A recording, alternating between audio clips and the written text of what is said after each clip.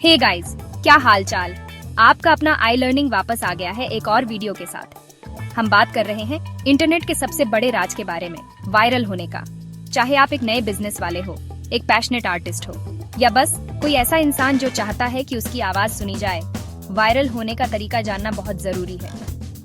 हम step by step viral होने के पीछे का साइंस समझेंगे, ऐसे तरीके बताएंगे जिनको आप अभी इस्तेमाल कर सकते हैं। तो तैयार हो जाओ, लाइक बटन दबा दो और चलो आपके कंटेंट को अगला बड़ा धमाका बनाने के राज खोलते हैं। चलो दोस्तों, शुरू करते हैं। चलो दोस्तों, शुरू करते हैं। सोचो, आप रोड ट्रिप प्लान कर रहे हो। आप ऐसे ही गाड़ी में बैठकर कहीं भी नहीं चले जाओगे ना। आप रास्ता देखेंगे, कहाँ जाना है वो सोचेंगे, और रास्ते में कौन सी अच्छी जगह है वो भी।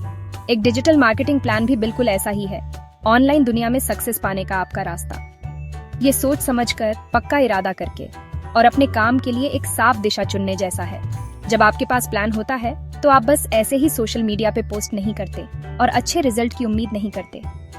आप असल में अपने ऑडियंस को, उनकी जरूरतों को और कैसे आप उन्हें फायदा पहुंचा सकते हैं, ये सब समझते हैं। ये ऐसा कंटेंट बनाने के बारे में है जो लोगों को पसंद आए, जो उनसे जुड़े और आखिर में आपको वो रिजल्ट दे जो आप चाहते हैं। तो एक अच्छे डिजिटल मार्केटिंग प्लान के जरूरी चीजें क्या हैं? सबसे पहले अपने गोल्स सेट करना। आप अपनी ऑनलाइन प्रेजेंस से क्या हासिल करना चाहते हैं? ब्रांड अवेयरनेस बढ़ाना, ट्रैफिक लाना, लीड्स बनाना या सेल्स बढ़ाना। एक बार जब आपको अपने टारगेट्स समझ आ गए तो आप अपनी स्ट्रेटजी बनाना शुरू कर सकते हैं।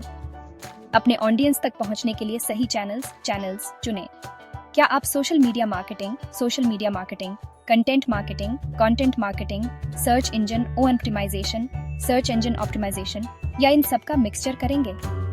जरूरी है कि आप ऐसे चैनल्स चुनें जो आपके ऑडियंस के ऑनलाइन बर्ताव और पसंद के हिसाब से हों, और आखिर में अपने रिजल्ट्स को ट्रैक और मेजर करें। क्या काम कर रहा है, क्या नहीं।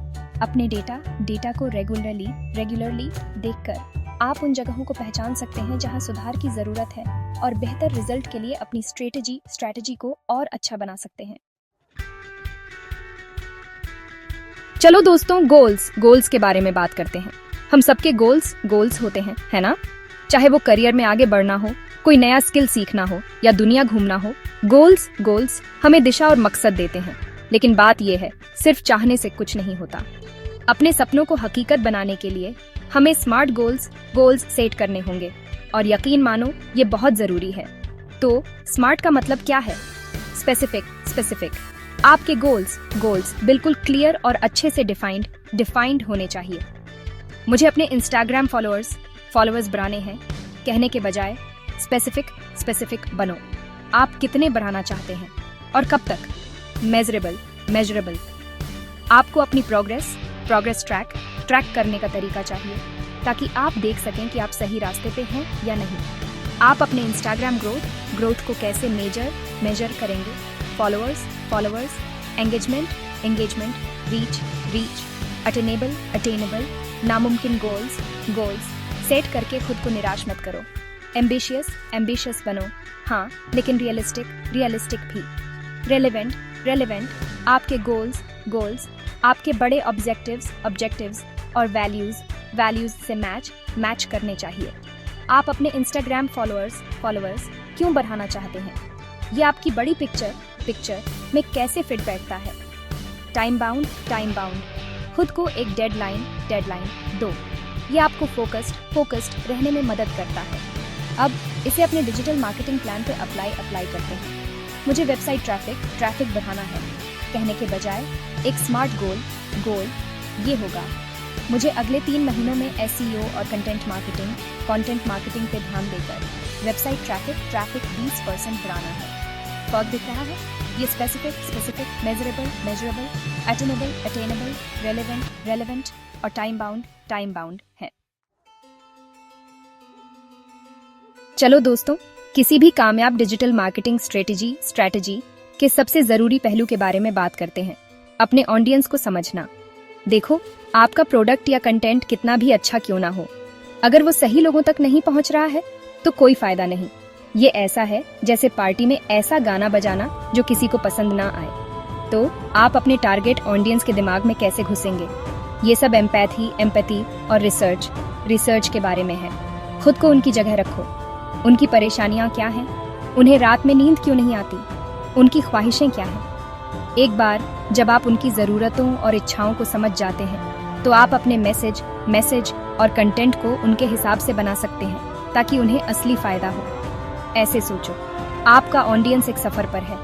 उनके सवाल हैं, वो जवाब ढूंढ रहे हैं और वो कनेक्शन चाहते हैं। आपका काम है कि आप जहां वो हैं वहां उनसे मिलें और उनके रास्ते में उनकी मदद करें।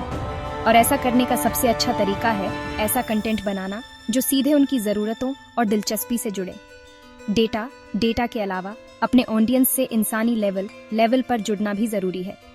कमेंट्स का जवाब दो, बातचीत में हिस्सा लो और उन्हें दिखाओ कि आप बस स्क्रीन के पीछे कोई बेनाम चेहरा नहीं है। लोग उन लोगों से खरीदते हैं जिन्हें वो जानते हैं, पसंद करते हैं और जिन पर भरोसा करते हैं। और वो भरोसा असली कनेक्शन और सच्ची बातचीत से बनता है। चलो दोस्तों, थोड़ा रियल बात करते हैं। हम अकेले नहीं हैं। डिजिटल दुनिया में हमेशा कंपटीशन रहता है। लेकिन बात ये है, कंपटीशन से डरना नहीं चाहिए। असल में अगर आप इसे सही तरीके से इस्तेमाल करना जानते हैं तो ये आपकी सबसे बड़ी ताकत बन सकता है। यहीं से कॉम्पिटिटिव एनालिसिस आता है। ऐसे सोचो, आपके कॉम्पिटिटर्स आपके लिए 24 घंटे एक्सपेरिमेंट कर रहे हैं। वो अलग अलग स्ट्रेटेजी, अलग अलग कंटेंट फॉर्मेट, अलग अलग मैसेजिंग आजमा रहे हैं। और ये देखकर कि उनके लिए क्या काम कर रहा है और क्या नहीं, आप अपने तरीके को बेहतर बनाने के लिए बहुत कुछ सीख सकते हैं। तो आप कॉम्पिटिटिव एनालिसिस कैसे करते हैं? सबसे पहले अपने मेन कॉम्पिटिटर्स को पहचानें। आपके फील्ड में ऐसे कौन लोग हैं जो ऑनलाइन बहुत अच्छा कर रहे हैं। एक बार जब आपके पास लिस्ट हो जाए तो उनकी ऑनलाइन प्रेजेंस को गहराई से देखें। उनकी वेबसाइट, उनके सोशल मीडिया चैनल्स, उनकी कंटेंट स्ट्रेटेजी, उनके SEO तरीके, उनके पेड एडवर्टाइजिंग कैंपेन, सब कुछ एनालिसिस करें। पैटर्न्स, ट्रेंड्स और कुछ भी जो अलग दिखे उसे ढूंढें। वो किस तरह का कंटेंट बना रहे हैं जिस पर सबसे ज्यादा एंगेजमेंट मिल रहा है। वो सर्च रिजल्ट्स में किन कीवर्ड्स के लिए रैंक कर रहे हैं। उनकी ताकत और कमजोरी क्या है। अब जरूरी बात यह है, अपने कॉम्पिटिटर्स की एनक्यूएल मत करो। इसके बजाय जो जानकारी आप इकट्ठा करते हैं उसे अपने खुद के यूनिक तरीके को बनाने के लिए इस्तेमाल करें। खुद को अलग दिखाने के तरीके ढूंढें। अपने ऑडियंस को कुछ यूनिक और वैल्यूएबल ऑफर करें। चलो दोस्तों, अपने बिजनेस के लिए सही डिजिटल मार्केटिंग चैनल्स चुनने के बारे में बात करते हैं। ये अपने युद्ध के मैदान को चुनने जैसा है। आप हर जगह लड़ाई नहीं लड़ना चाहते, खुद को कमजोर बनाकर और फोकस खोकर। इसके बजाय आप उन प्लेटफॉर्म्स को सोच समझकर चुनना चाहते हैं जहां आपका टारगेट ऑडियंस सबसे ज्यादा एक्टिव और एंगेज्ड है। बात यह है, सभी सोशल मीडिया प्लेटफॉर्म्स एक जैसे नहीं होते।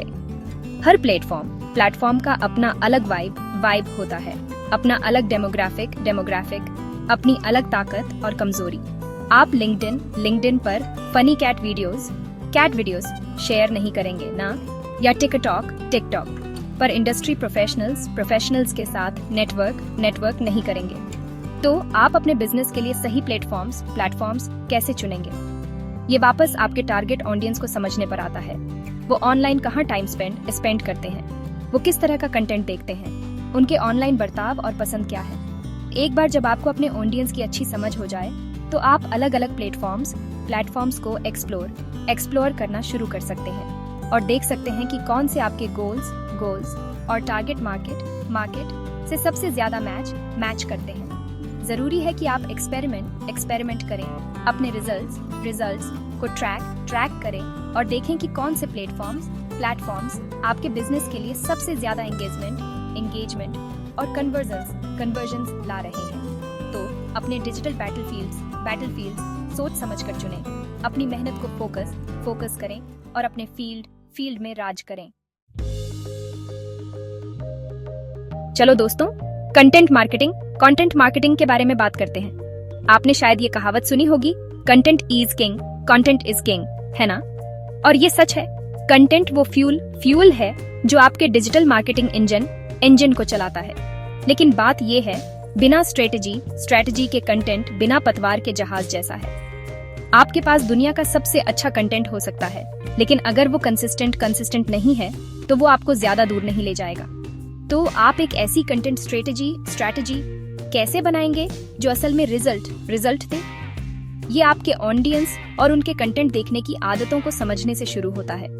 वो किस तरह के कंटेंट में सबसे ज्यादा इंटरेस्ट लेते हैं, उनकी परेशानियां क्या हैं, वो कौन से सवाल पूछ रहे हैं। एक बार जब आपको अपने ऑडियंस की अच्छी समझ हो जाए तो आप ऐसे कंटेंट आइडियाज सोचना शुरू कर सकते हैं जो रेलेवेंट, वैल्यूएबल और एंगेजिंग हो। और याद रखें, कंटेंट कई तरह का होता है। Blog posts, articles, videos, infographics, social media updates, podcast, e-books, बहुत सारे ऑप्शंस हैं। लेकिन जरूरी बात यह है, कंसिस्टेंसी क्वीन है। आपको एक कंटेंट कैलेंडर बनाना होगा और रेगुलर पोस्टिंग शेड्यूल को फॉलो करना होगा। चाहे वो हफ्ते में 1 बार हो, 2 बार हो या हर रोज हो। जरूरी है कि आप कंसिस्टेंट रहें ताकि आपके ऑडियंस को पता हो कि क्या एक्सपेक्ट करना है और कब। और आखिर में, अपने कंटेंट को प्रमोट करना मत भूलना। इसे सोशल मीडिया पर शेयर करें, इन्फ्लुएंसर्स तक पहुंचें और पेड एडवर्टाइजिंग के ऑप्शंस एक्सप्लोर करें ताकि आपका कंटेंट ज्यादा लोगों तक पहुंचे। चलो दोस्तों, डिजिटल मार्केटिंग में अगर आप अपने रिजल्ट्स मेजर नहीं कर रहे हैं तो आप अंधेरे में तीर चला रहे हैं। ये बिना चखे खाना बनाने जैसा है। डिजिटल मार्केटिंग की खूबी ये है कि लगभग हर चीज को ट्रैक और मेजर किया जा सकता है। वेबसाइट ट्रैफिक से लेकर सोशल मीडिया एंगेजमेंट तक बहुत सारे मैट्रिक्स हैं।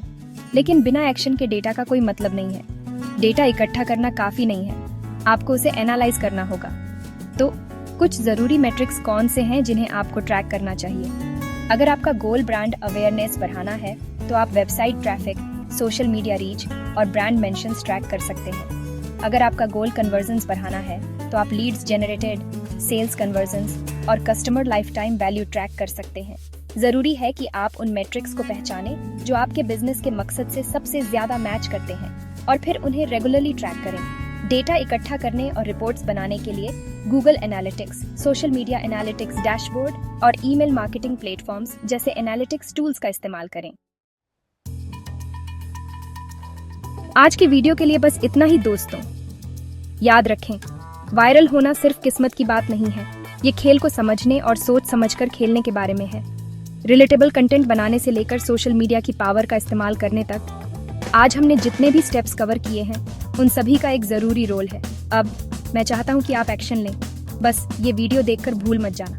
इन स्ट्रैटेजी को अप्लाई करो, एक्सपेरिमेंट करो, एनालिसिस करो और सबसे जरूरी कंसिस्टेंट रहो।